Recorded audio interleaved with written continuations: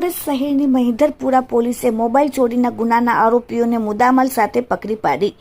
Mahidharpura police સ્ટેશનના inspector ડી.યુ. Barad અને second police inspector યુ.જે. જોશીના માર્ગદર્શન હેઠળ મહિધરપુરા પોલીસ સ્ટેશનના સર્વેલન્સ સ્ટાફના માણસો નાસ્તા ફરતા આરોપીઓને પકડી પાડવા માટે જ્યારે પેટ્રોલિંગમાં હતા ત્યારે અંગત બાતમીના આધારે મહિધરપુરા પોલીસ સ્ટેશન વિસ્તારમાં કતારગામ પોલીસ સ્ટેશનમાં નોંધાયેલ 3 મોબાઈલ ફોનના ચોરીના ગુનાનો ભેદ તાત્કાલિક ઉકેલી કાઢ્યો અને આરોપીને ઝડપી પાડ્યા, જેમાં આરોપી 1 ચરણ ઉર્ફે મલયમ સત્યપ્રધાન, ઉંમર 25, ધંધો મજૂરી કામનો અને રહેવાસી જૂની GIDC અશ્વિન કુમાર, સુરત શહેર. આરોપી 2 નારાયણ રમેશ પહાલ, ધંધો મજૂરી કામનો, રહેવાસી ધરતીનગર અશ્વિન કુમાર ગોશાળા પાસે.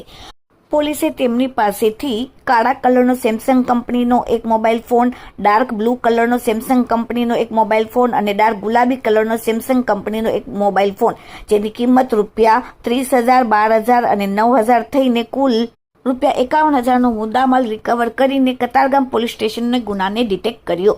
Bureau report, daily India TV, Surat.